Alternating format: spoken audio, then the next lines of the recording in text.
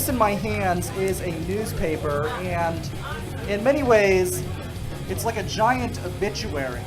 It's sad, but it's true.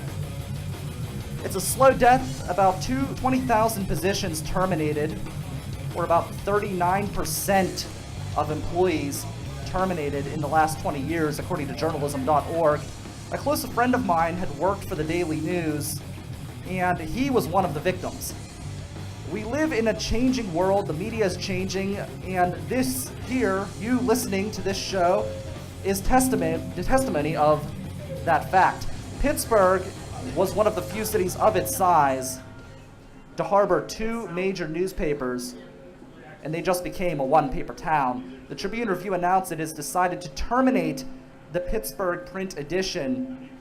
They say they'll continue to maintain coverage through their online paper, but I have my doubts. Maybe it's time, maybe it's just the old man in me at the ripe age of now 30, but there's something special about the feel of dead trees between your fingers and the grime of leaky ink on my thumbs. When I talk about it that way, it doesn't really sound that alluring, does it? It's not very romantic at all. I'm Brian Crawford. I have Ian Insect next to me. You are listening to the River's Edge Radio Network, broadcasting live at riversedgepgh.com, powered by NJL WebTech. Honest, practical, and affordable. Go to njlwebtech.com for all your web servicing needs. Welcome to Pod Crawl. We're running late, but we're here. We've made it. We've beat technology, and we're rolling. So we live in a changing world, and newspapers are being replaced by blogs, and radio is being replaced by the River's Edge. In an article today about this very event, the Pod Crawl, Frank Murgy, a good friend of mine, he runs the Pittsburgh Podcast Network, well, he was quoted as saying podcasts will not replace radio. And as much as I love Frank, and as much as I respect his opinion, I have to disagree. Starting in 2017, Norway will be disbanding FM radio altogether. Your friends, you, my friends here listening, this is the future. Ian, you're into the media. You do all sorts of media type stuff occasionally. Occasionally, yeah, absolutely. So you've seen this change. You've lived this change. Yeah, I'm part of this change. You're part of this change.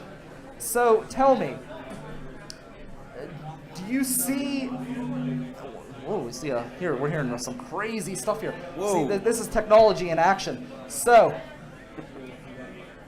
do you see a day when this is going to be obsolete? Do you see a day when radio will be gone? I think this will be the last country in the world to get rid of it, to get rid of radio. To be honest, I know that that's not necessarily a pleasant thing coming from someone who runs a streaming network, but we're so late to the party on everything. Well, I mean, those crazy Norwegians, right? Ahead of their time. Yeah, is actually that whole area. You always hear about like how they're running their society and how Denmark's always considered, in international polls they're like the happiest country in the world, and yes, and Switzerland and Norway. You hear about all these sort of democratic advances in how they run their society and all that, and free college and all these things that we compare ourselves to. And you have one side of people who are saying like get on board, America, do things the way the Scandinavians do it. But then you're right, you have a lot of diehards who are just going to hold on to this just for the sake of tradition. But it's sort of weird because America is such a modernizing country anyway that you would. It's surprising that we've held on to it for this long. I mean, where I work, I pick up a copy of the Wall Street Journal every day and just throw it in the kitchen for everyone to read. No one touches it. No one cares. I mean, you get your news on your phone when you want it. See, I am old school. I like to read the paper, and I'm somebody. Okay, now I am a cheap bastard where I will go out and. I think that's more what it is. I have a situation, right now where I'm getting like the Post-Gazette, the Tribune-Review, and the Washington Post for like $13 for, I think, like 13 weeks. So, I mean, I'm definitely part of the problem, but that's because that's what they have to do to stay in business. But what I do is I look at the digital version, I see an article I like, and then I go out and I buy the paper version. I don't know, I like opening up this newspaper and reading an article, and I think it's sad that this is such a dying breed. And you look at the Post-Gazette, and they've had their struggles as well. Everyone thought it was going to be that. Everyone thought that was the paper that was going to go. People didn't realize that the Tribune-Review was completely held up by the Mellon Fortune. Right. And that's why it's the one that folded as soon as Richard Scaife had died, the one who started it, and the kids went after the money. It's heartbreaking. It's absolutely heartbreaking. But you just, I don't know. I mean, what is a newspaper? I mean, it's like you're saying what like people say about books when Kindle came out like 5 years ago. It's like people still talk about like wanting to hold a book, and I'm one of those people who I love to have like a book in my hand and read through it and feel the weight of it and feel the pages turning and all that kind of stuff. Mm-hmm. So I get what you're saying about a newspaper. There's some sort of like immediacy to it. There's some sort of experience with it. Whereas, I mean, internet really doesn't have that. You know, your tablet, your phone, it doesn't really have that. It's pretty flat. It is, yeah. And again, you don't get the crazy ink all over your fingers. So we have you on this show today as a guest, and my people booked you. I had no idea you were coming on, and I really don't even know who you are. I was told it was some like low-level celebrity, some underling in the Pittsburgh media world. That's right. It's your boy. It is the I to the A to the N to the I-N-S-E-C-T. Y'all know me. It is Ian Insect. It's funny that you, Pittsburgh's moral compass, yes, would allow me on your show, being that my own podcast touts the virtues of my nefariousness. That's right. You can catch my podcast, plug. Ian Insect is Evil, up on the Epicast network. So we're sort of at an opposition here. You have to understand, I'm a benevolent person, and I like to provide opportunities. You know, this is your chance to redeem yourself. This is your chance to come full circle. Oh no, I take good pride in who I am. I know me. Well, who are you? You're somebody, you've been involved, obviously, in the podcast network. You're on that cutting edge of new technology. You're also... And interestingly enough, we're talking about an intersections here, cross-sections, a crossroads. My first job ever was delivering the Advanced Leader. The Advanced Leader? I was a paper boy. Okay. If your listeners can guess where I was delivering that, then I guess they get a prize of some sort. I'll think of something. How about this? You can tell me, and your prize will be buying me another beer. Really? You mean it? Yeah, I mean it. I'm giving you the opportunity of a lifetime. Wow, fantastic. Let's get this guy. Let's get this guy the most watered down. Let's actually fill a pint glass half. What do we got that's bad back there? All right, so you're a comedian. Half so they high say, life, half water. You pretend to be a comedian, right? I do. It hits sometimes. Normally when I'm not speaking. You're a theater guy. The most dramatic. Tell me how you are able to combine your experiences in theater to your experiences in the comedy world. Because that's one thing that I've always appreciated about you as a comic is, and I've always said this, you understand the value of silence. And as somebody who, and maybe this is why you fit in so well with the music community, well, the truth comes out. You've always said this. I thought you didn't know who I was. Wow. Okay. I like to read up on people, before they come on the show. Pretend like I care. The effort has not gone unnoticed, I'll tell you that much. No, but please elaborate, because you do that, and that's one thing that's an element of music that is very important. Somebody needs, if you understand the value of silence, that can really add to your composition. Yeah, well, at least one of us appreciates the value of silence. Zing. I don't know. I've always had a penchant towards the theatrical, the dramatic. I enjoy incorporating that into my work. I'd say honestly, it probably started just in open mics. You go around in comedy open mics. You have something like 20, 25 people going up 5 minutes each, all trying to clamor for your attention, and everyone's going to tune that out. It's white noise. People are going to pay attention to the guy who gets up there and spends 30 seconds, like adjusting a mic stand or something like that.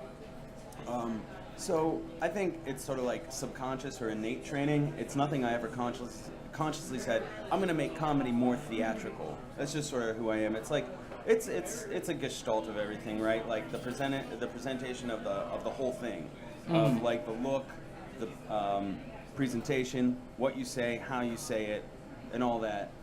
But I don't know. I love being on stage. I love writing jokes. I love telling jokes. Very cool. So, getting back to our subject here, I'm really sick and upset and really annoyed with the obsession of pushing lazy people, uneducated people to the voting booth. Oh, this sounds like a brand new topic. It is. We're moving on because we talked about the paper, right? They endorse people. We're in an election time. We've been talking about the election a lot on my program. It's a big story. So that's a big thing right now. Everybody is pushing the lazy people to vote. Oh, you got to get out to vote. It's your civic duty. You have to vote. You have to vote. You have to vote. Do you think it's helping, or do you think it is hurting this country? Do you think it is putting this country maybe backwards? The fact that you have people who have really no interest at all in the process. I absolutely think it's helping, and I'll tell you why, and I'll tell you loud, and I'll tell you proud, because I believe in this country. Here's the thing, and this is it actually does sort of go back to what we were just talking about, just sort of a career in comedy and all that kind of stuff. Look, no matter if it's on the individual level or the social level, no matter who you are, if you're faced with like you're saying, like lazy or uneducated people or uninformed people, if those are the other people who are going out and voting, that's pushing you to put your vote out there. In any scenario, when you're faced with people who are just sort of, like you're saying, lazy or uninformed, whether it's on the social level, on the individual level, that means that you got to bust your ass that much harder. You got to keep going, because that you know what you're competing with. And that's the thing, is if we are aware and if we know that there are people who are going out and they don't know who they're voting for, or they don't know why they're voting for that person other than, they saw an ad on TV or their friend are voting for them or something very simplistic like that. If there isn't someone going out there with the idea that if we're talking about voting, this is about, our borough, our county, our country, obviously this year. But they don't even know who they are. They don't know who these people are. That's the point. Then we, people who do know who they are, they got to get out there and vote. It's not our job to educate anyone, but it is our job to get out there and vote. But there's this big push to get those people who have no clue what they're doing to get out to the polls. Then you got to push harder to get informed voters out. You got to mobilize, man. You got to get a message out there. I agree with you that you need to get out to the polls. I guess I'm aggravated that there is this push to bring uneducated people out. It's like this big thing. Everybody wants to just get the lazy. No. I say bring it. You say bring it? I say bring it. I'm gonna vote for Bill Clinton again. Again. Yeah, bringing him back. He's gonna pull a Grover Cleveland. Well, I have a message for those who are pushing the lazy and the uninformed into voting. I am going to hold those voters accountable to the values of the Commonwealth of Pennsylvania. That's right.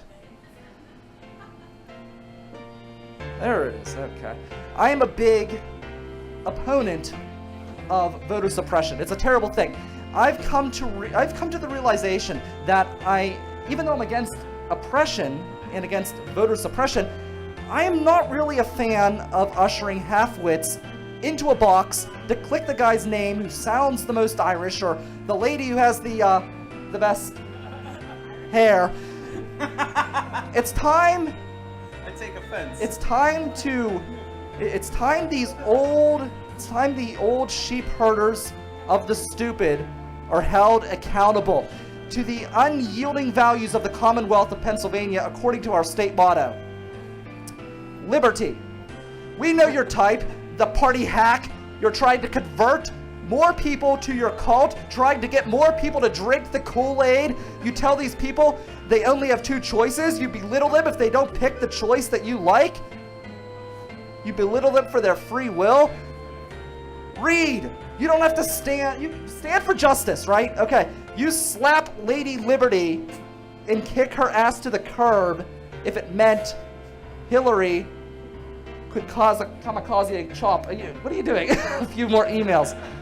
Independence. You allow these saps to be bought and bamboozled. In fact, you encourage it. You enchant them with your snake oil salesman brochures and your slick talking tongue, because the brochure Donald Trump puts out there is really going to give you an unbiased opinion on how he treats women, right? You spit in the face of independence. You want sheep. Virtue. Virtue? Honor? There is no honor among cattle herders. Not when the cattle are fat, dumb, and illiterate. The American public, and you're leading them to 4 years of whatever hell these two are. And you're the antithesis of virtue. These people disgust me. You should never infringe on someone's right. The right to vote is vital to the stability of the democratic side of our republic. Hear, hear. If you want to vote, damn it, you should. If you're a Democrat, vote twice. If you're a Democrat, get your dead Gramps out of the grave and get him to the voting booth. The idea that everyone should vote, even if they're too damn lazy to type a few words on a keyboard and to do a Google search in the search engine to at least know what the candidate's name is before clicking and casting a ballot button, it's ridiculous that these people exist. I have written a haiku to express my feelings. Filled with apathy, you should not push them to vote, or you're an ass. That is my holding the pushers up against the values of the Commonwealth. Well, you know what, Brian? Do you agree with me? Do you think you know these what, Brian? Need to be put in their place? What? You know what? I got something to tell you. No, you don't. Okay? I got something to say to you. What In do you fact, I think everyone in this bar has something we have been waiting all night to say to you. All right, I'm listening.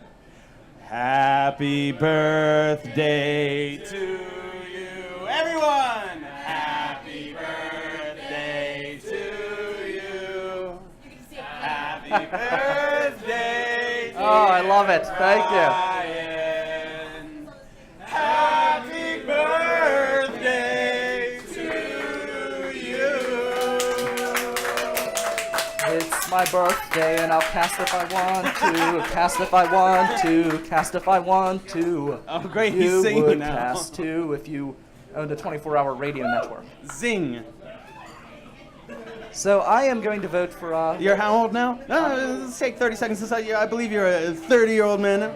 I have breached the abyss. Yes, it's all downhill from now. Yeah, and you can ask that man right there. He knows full well. Who are you pointing to? The oldest person, wow, The oldest second, person. I don't, wow. pointing That's to just Matt. a black hole of age Oh, right there. Terrible, terrible, You're never coming back. terrible. I think you have a, What are we saying? Slicking it back. Thank you. All right. Ian is adjusting his hair on camera. So, Vane, you're probably one of those people out there pushing the illiterate to vote, the people who've never read. Well, they're here, aren't they? They are here. True. So they're adding more bike lanes in the city of Pittsburgh, and they're adding them in Oakland, Okay. and they're not adding them on Forbes or Fifth. Not on Forbes or Fifth. Not on Forbes or Fifth. Where are no. they adding them at? They're adding them all over, all these little side streets, all for cosmetic reasons, all to appease the big bike lobby. Nothing real. Okay. And you know I'm very passionate about bike lanes. You're aware, right? I am. Of course you're I'm aware. aware You of listen to some my of the show all things the you're time. passionate of. You're a huge fan. Everybody is. I'm a huge celebrity. I'm not 100% sure I agree, but Agree with what? they're just cosmetic. Well, I think that they're put in the wrong spot. I'm actually in favor of intelligent bike lanes, if they're put in the right spot. Okay, so like smart lanes, like Yes. electronically Avenue. controlled lanes. Fifth Avenue. Well, that's the thing. If you put it on Fifth Ave, then everyone would complain about the congestion. Yes, but that would actually take cyclists out of the way of automobile drivers. Okay. It would protect the cyclists. It would get them out of the way of automobile drivers. They have enough lanes there that they could make it work. Okay. They need one they have down what? Fifth They Avenue. have 3 lanes of traffic or 4? 4. in All some headed parts, all yes. headed inbound, all headed to town, and then they Well, have the bike one lane, you could take bus one. lane. You could take one car lane and turn it into 2 bike lanes. Okay. And what would you do? The one nearest the bus lane? That actually would not be a bad idea, especially if you put it on the other side of the bus lane. Then there would be a buffer between the cyclist and the car. That's But fair. the city's more worried about cosmetics. Look what they did downtown in Penn Avenue. I've said this for since its implementation. The bike lane on Penn Avenue is a disaster. It does not ease traffic. In fact, it's made it worse. It's turned a 2-way road into a 1-way road. Until recently, it's been very lightly traveled. The bike lane is not finished. They're talking about building all these bike lanes in Oakland, but they haven't finished the bike lane that they put in downtown that's screwed up traffic beyond belief. Okay, but it was a 2-lane. You're saying it was a It was a 2-lane road that they turned into a 1-lane not automobile. 2-way, just 2-lane. Oh no, it was a Okay. 2-way road. It was. No, it wasn't. Yes, it was. Penn Avenue was Penn Ave? 2-way. Yes. It was a 2-way road because if you actually look it up, drive past Liberty Center, you'll see it. There's all of the docks are faced at an angle for someone going the wrong way down that road because it was designed. It was a 2-way road. They turned it Okay. into a 1-way road, and now you've got box trucks and large vehicles backing in across the bike lane. I know, it's like playing Paperboy. Everyone remember Paperboy? Someone's going to die. Huh? Okay. Yeah. Now the bike lane ends in the middle of the road. It's But you supposed know to- what? If a bicyclist gets run over by a truck, at least they'll die doing what they loved. And that's what's important. You know what I've always said, if a cyclist breaks the law, causes an accident, they should not only pay for the damages to my vehicle, they should pay for my mental anguish, and they should be forced to shine my shoe because my foot was forced to touch the earth. I'm just saying follow the law. That's all I'm saying. So I'm okay with bike Really? lanes. You want them to shine those? I don't know that would work. Those look like, what are those, canvas? I have leather shoes. Usually, Okay. I'm trying to appeal to the masses here again. I'm trying to humble myself. Well, I'm amazed that you even care about anything involving traffic, because doesn't your driver worry about that stuff? I mean, aren't you Well- just in the back of the Cadillac and just reading your newspaper? Reading the Smoking newspaper. your cigar? All I got is the worrying Tribune about the review here. stocks? Now I got people to worry about the stocks for me. Okay. I have people for everything. Everything. Okay. Whoa. Yeah, I mean, everything. When That's you become intense. a big shot celebrity in this town, you know what I mean. No, but seriously, here at the River's Edge, we have the most intelligent audience in radio. Really, we do. And I'm thrilled to be part of this network. I'm thrilled to be a big part of this network. And I just want common sense bike lane planning. Okay. I can't hear you. Oh, you're watching yourself. I'm watching us. You're watching us. I just realized we did Well- show up. That's a very funny, that's a hilarious picture, though. I understand. I'm a sexy guy. I understand why you're. Well, I'm why looking you're at me. enchanted. But, yeah, your listeners are very, very intelligent. I would say so. They're listening to me. Yeah. They put up with you. Are That they? shows compassion. I don't know. I mean, we're not getting any feedback. You're not getting any callers. Well, our stream is probably down. There you go. No, I don't know. I guess that's left to be seen. But here's a fair point, and I really think this is a fair point. The city has always been very difficult to navigate, even before they started considering bike lanes. I think it's obviously a very poorly designed city, traffic-wise, and I think anyone who's ever driven or taken public transportation down here knows that. I mean, it's one of the few second-tier cities, or a city of any size, to abandon any resemblance to a grid system. And you sort of weave in and out of these sections of town that alternate one-way streets just because they were big enough or weren't big enough at one point, and then you get back to two-way streets. So aside from the main streets, it's always been an incredibly difficult town to navigate. Bicycle lanes are not. Well, I agree. I just think utilize the bike lanes. Like here in Millvale, they put in Charos, for example. They allow people to be aware of what's going on. They're not destroying the flow of traffic as they did in Penn Avenue. And again, like, I'm not against bike lanes in Oakland. In fact, I'm a proponent of it, just in the right place. Yeah. Well, I think it also has to do. I always take this with a grain of salt because I'm not a city planner, right? Like, I don't know how that works necessarily. But like, you look at the bridge construction. Yes. And it seems like that could be planned better. It seems like you could maybe not put 4 or 5 bridges out of commission all at once. So I get your point about that, but I think it's more of a city planning aspect than it is a bike lane implementation. Do you think that cyclists should be required to ride in the bike lanes once they're installed? Yes. Yeah, I agree with that. Because I see it all the time when they're riding, like, you know, the Penn Avenue bike lane, and I've ridden it. It is nice, actually, even though I think it's poorly placed, and I think it's unfinished, and I think it's kind of like dumping people off into like a death fight with automobiles. I mean, literally, have you driven to the end of it?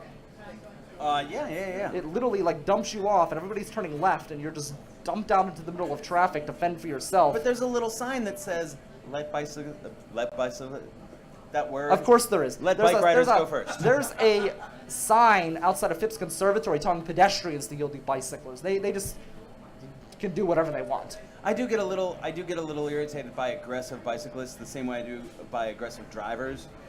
Someone who will ride on the sidewalk the same speed as they would out on the road. It's like, if you're gonna jump to the sidewalk, slow down a little bit. I don't know. I was a bicyclist for. Hey, I got it. What? I was a bicyclist. But I figured out the word.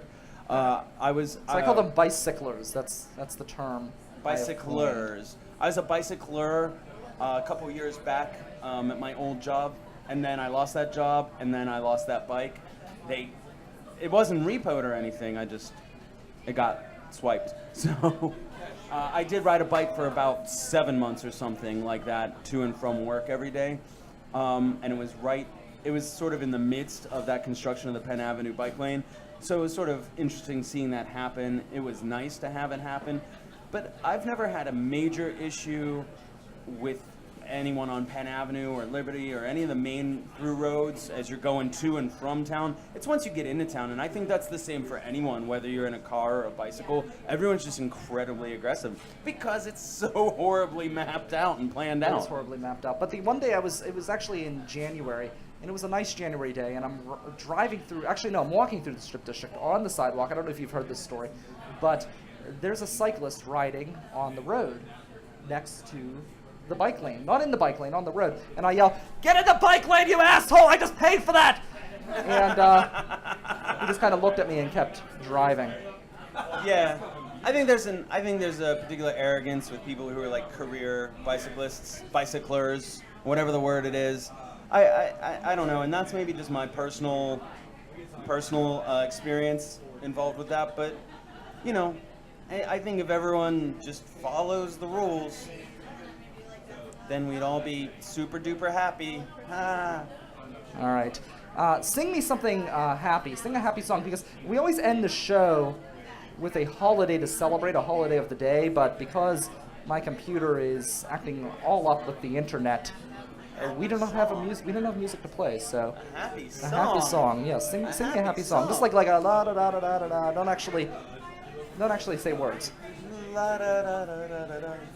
All right, today, something to celebrate. Today is International Blasphemy Day. So I figured you might enjoy that. Blasphemy. I think it's blasphemous to go and vote when you don't even know the name of the candidates running. So, but today is International Blasphemy Day, so drink up. We're gonna end the show because we're running way behind. We're gonna get this event back on schedule. Back on schedule. I hope to have you back again whenever we have Absolutely. technology that works. Thank you so much for having me. Absolutely, thank you. We'll do it again sometime. Up next, immediately after this, we have Bold Nights Out. Yeah. They're going to tell you what is going on in the city, what's going on, what to do. Don't forget to listen to riversedgepgh.com 24 hours a day for the best in Pittsburgh local music.